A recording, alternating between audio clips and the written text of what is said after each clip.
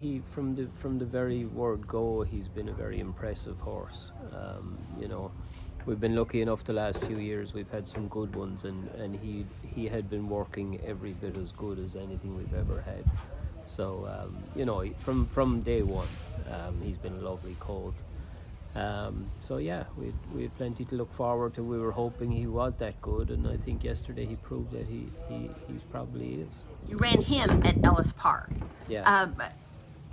Just explain.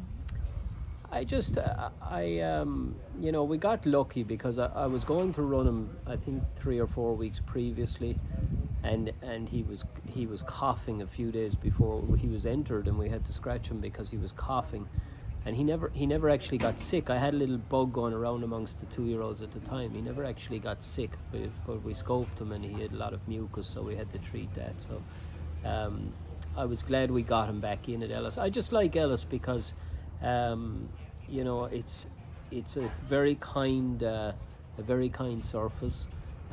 You know, it's very horse friendly down there, and I think it's just a great experience to give a 2-year-old first time. You know, so yeah, I mean, look, we could have went to Saratoga and all that, but I think it's good to start these 2-year-olds out in a nicer environment like that. So that was basically the reason why we decided to go to Ellis. It's become sort of standard acceptance that good horses are racing in those 2-year-old races at Ellis. Yeah, no, listen, it's gotten very competitive, but ever since we've had the increase in prize money in Kentucky, Jenny, you know, people are more inclined now to stay here than go up to Saratoga. I think for that reason, because it's just a nice place to train.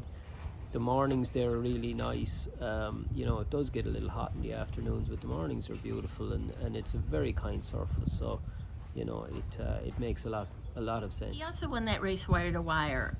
Do you think he's a horse that needs a lead, or just he's just faster than the other horses? I think he's just fast.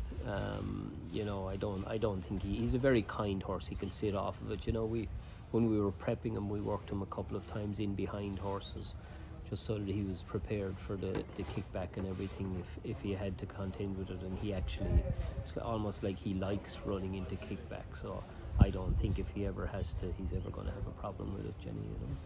Michael said that Tyler was saying that maybe I'll let him out and we'll see what he can really do. And then afterwards he said, no, he just laughed at the idea about having gotten to the bottom of the horse.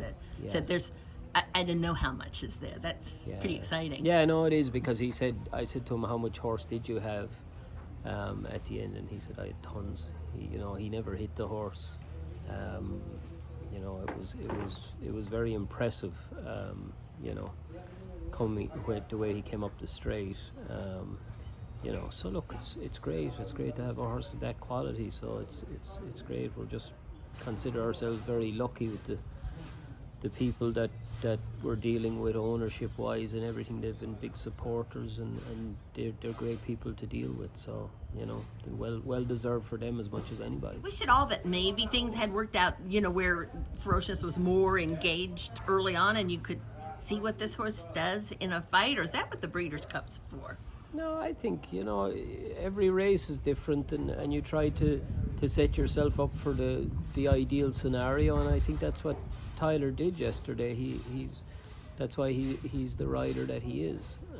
You know, and we'll worry about Breeders' Cup when we come to Breeders' Cup, and you know, if it goes right, it goes right. If it goes the other way, then you've got to come up with a plan B. But you know, it's difficult no matter what way you do it. So it was nice that we were able, you know, because you know yourself, Jenny. I mean, a lot of days things don't fall right for you like it did for the guys yesterday, and it's not the ideal trip that you want then. And you know, then you either contend with it and you win, or you don't and you get beat, and that's racing. How big a deal was it that he went with effortlessly from the 3/4 at Ellis to Le Mans the 16th, 2 turns? Yeah, I mean, it was good because, you know, that was the one thing in my mind. It's a big difference for a horse to go from one to the other. But the 3/4 was the very shortest the horse needed to run. I did like the idea of it because I think he's fast, and I think when you've got a fast horse like that, you tend to put some more speed in him by doing that, and look, speed is dangerous in any racehorse. So you know, he's got it, so it's good, and it'll be a big asset to him going forward. Did you watch the Champagne or a replay? I haven't. Oh yeah, actually I did. Yeah. So, That horse ran very well too. You know. Are you thinking about? It'd be interesting to see how you stack up with, the two horses stack up. Yeah, I mean getting that's in what the we're starting all gate here together. for. Is, you know, that's why it's the Breeders' Cup. You know, it's a championship race, and that's what it is. You try and get these horses together from all over the world and see who's the best. So you know, it'll be tough going out there. We know that, but I think we've got the right horse to be very competitive. And you're going out to Bob Baffert's backyard. He's won that race a zillion times. That's the other thing, and you know. won He's a tough man to beat out there, you know. He's a But- tough man to beat anywhere, let alone out there. But looking beyond even November 1st, I mean, you think this horse has the traits to take you a lot of places you'd like to be. Of course. I mean, you know, you obviously dream big when you have a horse like him, but you know, listen, we'll take it one step at a time, and we'll hopefully we'll make the Breeders' Cup with him next time. We had a horse called Maxfield a few years ago, and we had big plans for him too, and unfortunately they were curtailed kind of at the last minute. But so we'll take nothing for granted. We'll just hope that we'll do the best job we can, and hopefully he shows up there in the best shape, and that's all we can do.